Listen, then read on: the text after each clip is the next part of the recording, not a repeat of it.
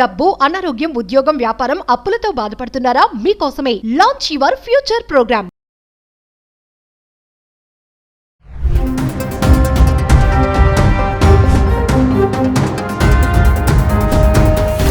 నమస్తే, welcome back to Suman TV. Present మనతో పాటు ఉన్నారు అనలిస్ట్ మందర్ కృష్ణారెడ్డి గారు. నమస్తే సార్. నమస్తే అమ్మా. సార్, ట్రంప్ తీసుకున్నటువంటి H1B వీసా నిర్ణయాలు ఏదైతే ఉన్నాయో, మరి భారతదేశంలో ఉండేటటువంటి ఈ పెళ్లిళ్ళు కూడా రద్దు అయ్యే దిశగా కూడా వెళ్తున్నాయి అని అంటే ఏం చెప్తారు మీరు? వాస్తవంగా ట్రంప్ రెండోసారి అధికారంలోకి వచ్చిన తర్వాత సంస్కరణల దిశగా వెళుతున్నాడు. తన ఎలక్షన్లో వాగ్దానం ఇచ్చిన దాని ప్రకారంగా తమ దేశంలో ఉండే వాళ్ళకే ఎక్కువగా ఉద్యోగాలు దొరకాలని, ఇక్కడ ఉన్న వాళ్ళకే అవకాశాలన్నీ కలగాలని, బయట నుంచి ఎవరైనా వస్తే వాళ్ళ వల్ల ఈ దేశానికి ఎంతో కొంత ఉపకారం జరగాలి, మేలు జరగాలి, వాళ్ళ డబ్బన్నా ఇక్కడ తీసుకొచ్చి ఇక్కడ వాళ్ళు పరిశ్రమలు పెట్టి తద్వారా కొంతమందికి వాళ్ళు ఉద్యోగ ఉపాధి అవకాశాలు కల్పించాలి, లేకపోతే వాళ్ళ టెక్నాలజీ వల్లనైనా కొంత ఏదైనా మెరుగైనటువంటి ఫలితాలు రావాలి, వాళ్ళ నాలెడ్జి మనకు బాగా ఉపయోగపడాలి. అలాంటి మేధావులైనటువంటి వాళ్ళు మాత్రమే ఈ దేశానికి రావాలి తప్ప ఇక్కడున్న డబ్బుని వాళ్ళ దేశానికి పంపించేటువంటి వాళ్ళు మాకు అక్కర్లేదు. ఇలాంటి వాళ్ళందరినీ మేము ఏరి పారేస్తాం అన్నట్టు కంకణం కట్టుకొని అసలు వలస వచ్చినట్టు వాళ్ళు ఎక్కడికున్నారో ఏరి వాళ్ళకి సంఖ్యలు వేసి మరీ తీసుకెళ్ళి దేశాలు వదిలిపెట్టి వెళ్ళిపోయినట్టు సంఘటనలు మనం చూసాం. అంతకుముందు అమెరికా మోజు విపరీతంగా ఉండేది. అమెరికా పెళ్లి కొడుకు అనే పెళ్లి కూతురు అంటే ఎగిరిగని తీసే పరిస్థితులు ఉండేవి. అమెరికా సంబంధాలు అంటే దానికోసం ఆపర్చునిటీస్ ఎవరిస్తారా అని దానికోసం ప్రయత్నం చేసిన వాళ్ళ సంగతులు చాలా ఉన్నాయి. అంటే అమెరికా అనేది ఒక డ్రీమ్, ప్రపంచంలోనే ఒక అలాంటి డ్రీము, ఈస్ట్మన్ కలర్ డ్రీమ్ లాంటి డ్రీమ్ అది. ఆ డ్రీమ్ను ఒక్కసారిగా చెదిరిపోయే పరిస్థితి ఏర్పడింది. ఎందుకంటే ట్రంప్ వచ్చిన తర్వాత ఏం చెప్పాడు, వీసాలని వీలైనంతవరకు అన్ని స్ట్రిక్ట్ చేసేసాడు, వీసాలని రద్దు చేసే ప్రయత్నం తీసుకొచ్చాడు. నిన్న మనం చూసినటువంటి పరిస్థితి లోపల H1B వీసాలకి $1,00,000 కట్టమన్నాడు. ముందేనేమో ప్రతి సంవత్సరం $1,00,000 కట్టమన్నాడు. తర్వాత ఏదో ఒత్తిళ్ల వల్ల ఇప్పుడు $1,00,000 సంవత్సరానికి కాదు జీవితకాలం అనేటువంటి పరిస్థితి తీసుకొచ్చాడు. ఇది స్థిరంగా ఉంటుందని కూడా లేదు. మళ్ళీ రేపు పొద్దున్నే రాత్రి కలయిదన వస్తే రేపు పొద్దున్నే ఎల్లుండి దయచేసి మళ్ళీ అదే పాట పాడినా పాడుతున్నా $1,00,000 కాదు $5,00,000 కట్టాలన్నా ఆశ్చర్యపడాల్సిన అవసరం లేదు. ఎందుకంటే ఒక స్థిరమైన అభిప్రాయం ఉండే వ్యక్తి కాదు, ఏదైనా ఒక కాన్స్టెంట్గా ఒక దాని మీద నిలబడే వ్యక్తి కాదు. అతను ఒక రకమైన ఒక భావనలో ఉండే వ్యక్తి, ఒక ఆలోచనలో ఉండే వ్యక్తి. అలాంటి వాళ్ళు రేరుగా ఉంటారు, చాలా తక్కువ మంది ఉంటారు. అంటే తను అనుకున్నది సాధించాలి, తన మంకుపట్టు, తను ఏది మనసులో అనుకుంటే అది నెరవేరాలి అనేటువంటి భావనలో ఉండే వ్యక్తి. దానికి ముందు ఆలోచించాల్సి చాలా ఉంది. ఒక పెద్ద రాజ్యం, ఆ రాజ్యం తన చేతిలో ఉంది, దాని ప్రపంచంలోనే నెంబర్ 1 ప్లేస్లో ఉన్న రాజ్యం. దాన్ని తను పరిపాలిస్తున్నప్పుడు తను తీసుకునే ప్రతి నిర్ణయం ప్రపంచ ప్రజలందరూ హర్షించేట్టుగా ఉండాలి, తర్వాత తన దేశ ప్రజలు కూడా అర్థించేట్టు ఉండాలి, ఈ దేశానికి మేలు జరిగేటట్టు ఉండాలి. ఇప్పుడు అసలు తీసుకున్న నిర్ణయాల్లో చాలా నిర్ణయాలు ఒక రకంగా అతనికి మంచిగా అనిపించినా కూడా ఇంకొక రకంగా దేశాన్ని చెరుపు తీసుకొస్తున్నాయి. ఆ దేశం ఉంటే ఇతరులకి చాలా ఇబ్బంది పెరిగే పరిస్థితుల్లో అసలు అమెరికానా అమ్మ వద్దురా బాబు మనకు అనే పరిస్థితి ఏర్పడుతుంది సిచ్యువేషన్. ఈ సిచ్యువేషన్లో ఎవరైనా అమెరికా సంబంధం అంటే 100 సార్లు ఆలోచించాల్సిన పరిస్థితి ఏర్పడింది. ఎందుకంటే చదువుకుంటున్నాడు అనుకున్నాడు. చాలామంది ఏంటంటే అక్కడ చదువుకోవడానికి పోయిన వాళ్ళు కూడా చాలామంది మ్యారేజ్ ఇక్కడ చదువుకోవడానికి పోయాడు కదా, ఏదో ఒక ఉద్యోగం చేస్తాడే కదా తప్పనిసరిగా అని చెప్పి ఇప్పటి నుంచే ఆ సంబంధాన్ని ఖాయం చేసుకునే ప్రయత్నాలు కొంతమంది చేసేవాళ్ళు. రెండోది, అక్కడ ఉద్యోగం వచ్చిందంటే ఇక ఉద్యోగం ఉంది కదా, ఆ ఉద్యోగం కూడా అయిపోతే ఇంకొక ఉద్యోగం చూసుకుంటాడు. అమెరికాలో ఒకసారి ఎంటర్ అయిన తర్వాత బయటికి రావాల్సిన అవసరం లేదు, ఇక అక్కడే ఉంటాడు. అంటే కోట్ల మీదనే సంపాదన చేస్తాడు, మా అమ్మాయిని కూడా అంత గొప్పగా సుఖపెడతాడు అనేటువంటి భావంతో చాలామంది ఉంటారు.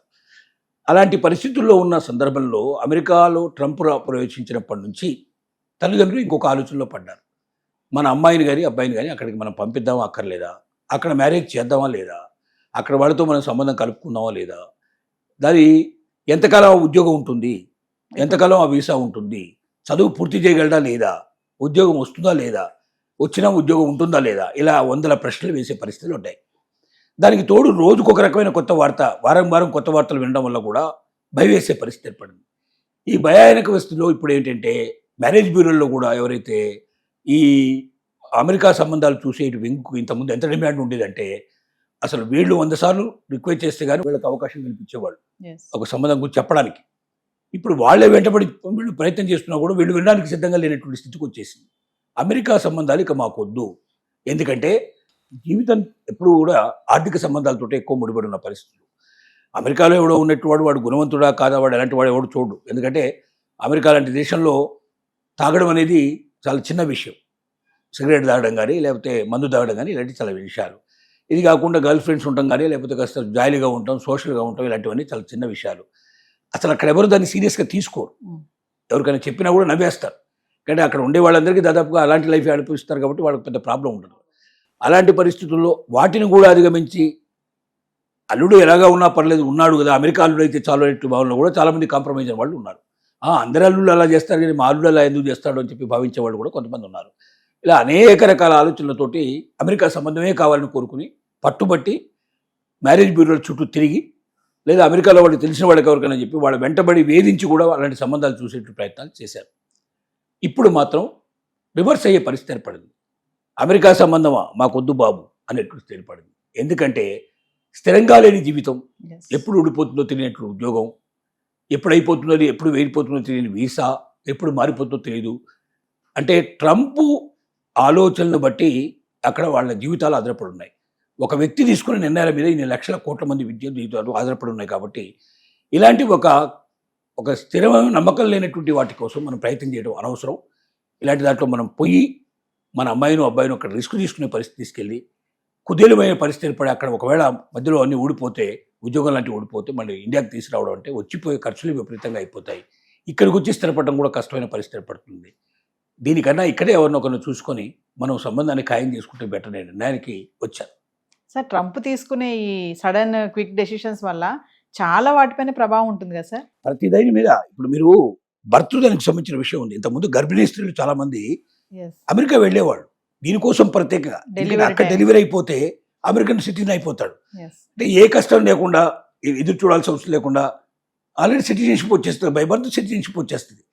బిడ్డకు సిటిజన్షిప్ వచ్చినప్పుడు ఆ బిడ్డను చూసుకోవడానికి కనీసం 5 ఏళ్ల పాటు 10 ఏళ్ల పాటు బిడ్డ పెరిగేప్పుడు తల్లికి కూడా ఖచ్చితంగా వీసా ఇవ్వాల్సిన పరిస్థితి ఏర్పడుతుంది. Yes. ఆ వీసా ఇచ్చిన తర్వాత ఆమె వాళ్ళ సిటిజన్షిప్ కోసం అప్లై చేసుకుంటుంది. కాబట్టి బిడ్డ ఉన్నప్పుడు తల్లికి కూడా వీసా ఇచ్చేటువంటి పద్ధతులు దాదాపుగా అక్కడ ఖాయమయ్యే పరిస్థితి ఏర్పడింది. అంటే బిడ్డ పేరు మీదుగా అమెరికా లోపల స్థిరపడే అవకాశం పుష్కలంగా ఉన్నప్పుడు చాలా కుటుంబాలు ప్రపంచం అంతా వచ్చి చాలామంది అక్కడ డెలివరీ కావడానికి గర్భిణీ స్త్రీలు, కొంతమంది అయితే ఈ ఇమిగ్రెంట్స్ ఎవరైతే ఉన్న ఇల్లీగల్ ఇమిగ్రెంట్స్ ఆ దేశ సరిహద్దులు దాటి తుపాకీ దెబ్బలకు కూడా కొన్నిటికి రెడీగా నిలబడి పోయిన బతికితే మాత్రమే లోపలికి పోతే అమెరికాలో అయిపోతాను కదా భయంతో ధైర్యంతో అలా వచ్చిన వాళ్ళు చాలామంది ఉన్నారు. ఇప్పుడు ఏమైంది, Yes. అలా భర్తీ చేసిన వాళ్ళు ఎవడు అమెరికన్ సిటిజన్ కాదు అని చెప్పి ఒక కనపోటుతో పొడిచి పారేశాడు. దాంతో గర్భిణీ స్త్రీలు అమెరికాకు రావడం మానేశారు. Yes. ఒకటి అయిపోయింది అలాగా. ఇప్పుడు పెళ్లిళ్ళకి సంబంధించిన విషయం మనం ఇట్లా చూస్తున్నాం, ఉద్యోగాలకు సంబంధించిన విషయం అట్లా అయిపోయింది, చదువుకు సంబంధించిన విషయం అట్లా అయిపోయింది. ఇంకేముంది, ఉద్యోగం కోసం పోవాలి, చదువు కోసం పోవాలి, అక్కడ సిటిజన్షిప్ అనేది తీసుకోవడానికి పోవాలి. ఈ 3 దారులు మూసేసిన తర్వాత ఇక అమెరికా పోవడం దేనికనే విషయంతో వెళ్ళాలనే ఆలోచన కూడా పూర్తిగా తొలగిపోయింది. మానవ జీవితం మీద అన్ని దేశాల మీద ఎంతో కొంత ప్రభావం దీన్ని తప్పనిసరిగా పడింది. Thank you, sir.